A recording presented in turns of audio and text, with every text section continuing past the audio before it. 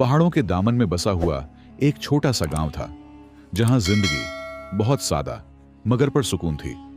लोग दिन भर खेतों में काम करते, शाम को मस्जिद के सहन में बैठकर चाय पीते और अल्लाह का शुक्र अदा करते।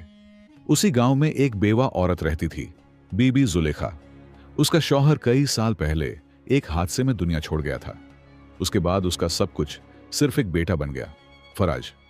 फराज उस वक्त बमुश्किल 10 साल का था, मगर बाप के जाने के बाद जैसे अचानक जवान हो गया। वो अपनी मां का सहारा, उसकी मुस्कुराहट और उसकी जिंदगी का मकसद बन गया। जुलेखा दिन रात अल्लाह से यही दुआ करती, ऐ मेरे रब, मेरे इस अकेले बेटे को सलामत रखना, उसकी किस्मत में भलाई लिखना। वक्त गुजरता गया। फराज बड़ा हुआ, समझदार और नेकदिल जवान बन गया। चेहरे पर नूर, आंखों में अज़्म और दिल में ईमान। गांव के लोग अक्सर कहते, जुलेखा खुशकिस्मत है जिसके बेटे के अखलाक इतने अच्छे हैं। फराज हमेशा कहता, यह सब मेरी मां की दुआ का असर है। एक दिन की बात है, गांव में कहत के आसार जाहिर होने लगे। बारिश न होने की वजह से खेत सूख गए थे। लोगों ने फैसला किया कि जो काफिला अगले शहर जा रहा है, उसके साथ कुछ जवानों को भेज दिया जाए ताकि वो अनाज खरीद लाए। फराज ने मां से कहा, अम्मा, मैं भी जाऊंगा, तुम्हारे लिए भी कुछ लाऊंगा। जुलेखा के दिल में डर सा उठा। बेटे को कभी इतनी दूर न भेजा था। उसने फराज का चेहरा देखा, एतबार, मुस्कान और मोहब्बत से भरा हुआ। जा बेटा, अल्लाह तुम्हें अपनी अमान में रखे। याद रखना, सफर में नमाज और दुआ कभी ना छोड़ना। फराज ने मां के हाथ चूमे, सर पर दुआ ली और काफिले के साथ रवाना हो गया। काफिला एक लंबे सफर पर निकला। दिन भर चलना, रात को किसी पेड़ के नीचे कयाम करना। सब ठीक चल रहा था, मगर तीसरे दिन जब वो जंगल के अंदर से गुजर रहे थे तो एक हादसा हो गया।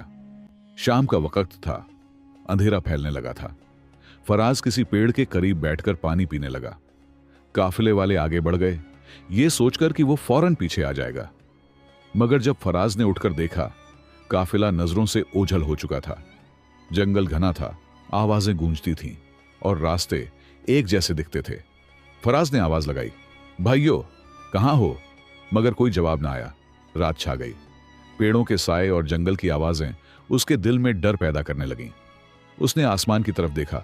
सितारे चमक रहे थे, जैसे उसे तसल्ली दे रहे हों। वो बोला, या अल्लाह, तू ही मेरा मददगार है। अगली सुबह उसने रास्ता ढूंढने की कोशिश की, मगर हर तरफ एक जैसा मंजर।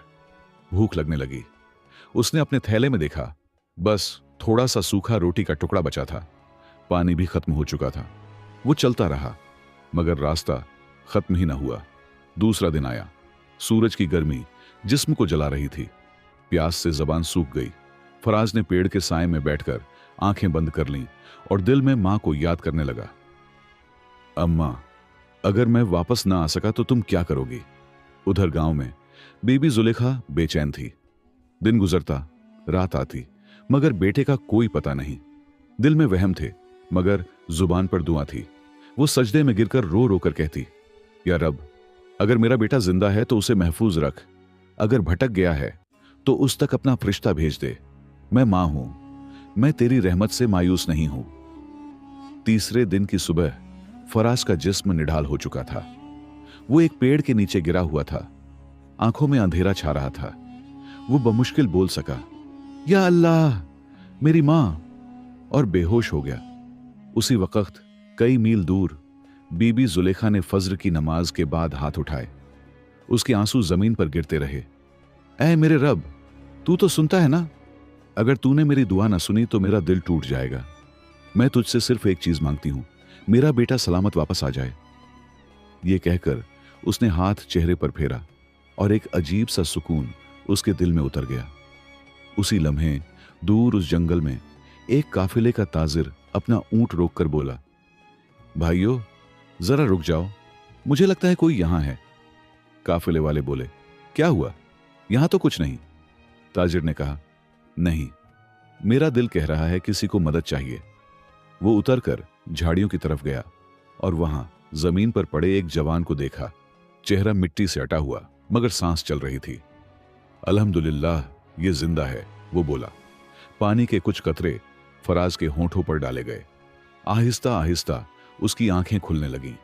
उसने देखा एक अजनबी उसके सामने है, मुस्कुरा रहा है।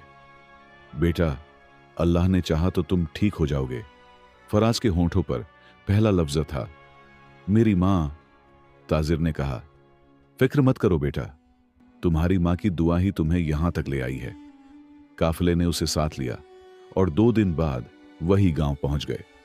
जैसे ही फराज के आने की खबर फैली, जुलेखा अपने दरवाजे से भागती हुई निकली, नंगे पांव, आंखों में आंसू, दिल में शुक्र। मेरे बेटे, मेरे जिगर के टुकड़े। फराज ने अपनी मां को देखा और दोनों एक दूसरे से लिपट गए। आंसू, मुस्कान और सजदा तीनों एक साथ हो रहे थे। फिर फराज ने मां को सारा वाकया सुनाया। अम्मा, जब मैं जंगल में था, मैंने अल्लाह को पुकारा, मगर उस वक्त जो ताकत मुझे जिंदा रखने लगी, वो शायद तुम्हारी दुआ थी। जब मुझे लगा मैं मरने वाला हूं, तब एक ताजिर आया और उसने कहा कि अचानक उसका दिल कह रहा था कि कोई मदद मांग रहा है। अम्मा, वो लम्हा शायद वही था जब तुमने हाथ उठाए थे। बीबी जुलेखा की आंखों से आंसू बह निकले। उसने आसमान की तरफ देखा और कहा, या अल्लाह, तेरी रहमत बेहिसाब है। तू मां के दिल की भी सुनता है। कुछ दिन बाद गांव के बुजुर्गों ने मस्जिद में जमा होकर इस वाकये को सुना। सबकी आंखें नम थीं। इमाम साहब ने फरमाया, अल्लाह के नजदीक सबसे खालिस दुआ मां की दुआ होती है। वो तकदीर को बदल सकती है, क्योंकि उसके पीछे कोई ख्वाहिश नहीं, सिर्फ मोहब्बत और ईसार होता है। फराज ने सारी जिंदगी ये सबक नहीं भुलाया। उसने हर नमाज में अपनी मां के लिए दुआ की और जब कभी कोई मुश्किल वक्त आया, वो यही कहता, मैं इस दुनिया में जिंदा हूं तो सिर्फ अपनी मां की दुआ की वजह से। वक्त गुजरता गया। बीबी जुलेखा बूढ़ी हो गई, मगर उसके चेहरे पर वही नूर बाकी था। एक दिन उसने बेटे से कहा, बेटा, जब मैं दुनिया से चली जाऊं तो रोना मत। बस यही याद रखना कि दुआ का दरवाजा कभी बंद नहीं होता। जब तुम अल्लाह से मांगो तो यकीन रखना कि वो सुन रहा है, जैसे उस दिन उसने मेरी सुनी थी। फराज ने मां के हाथ थामे उन्हें चूमा और बोला, अम्मा, आपकी दुआ ही मेरी जिंदगी का सबसे बड़ा खजाना है। और जब कभी वो जंगल के रास्ते से गुजरता तो रुक कर जमीन पर सजदा करता। ये वही जगह है जहां मां की दुआ ने मुझे मौत से वापस जिंदगी दी। कहानी खत्म होती है, मगर पैगाम दिल में हमेशा बाकी रहता है। मां की दुआ वो ताकत है जो नामुमकिन को मुमकिन बना देती है। अल्लाह हर मां को सलामत रखे और हर बेटे को यह समझ अता करे कि मां के कदमों के नीचे ही जन्नत छुपी है। अगर आपको यह कहानी अच्छी लगी हो तो वीडियो को लाइक जरूर करें, अपने दोस्तों और अजीजों के साथ शेयर करें ताकि वो भी इस सबक से फायदा उठा सकें। और मजीद ऐसी ही खूबसूरत और सबक आमूज कहानियां सुनने के लिए हमारा चैनल सब्सक्राइब कर लें। बेल आइकन को दबाना न भूलें ताकि हर नई कहानी आप तक सबसे पहले पहुंच सके। शुक्रिया।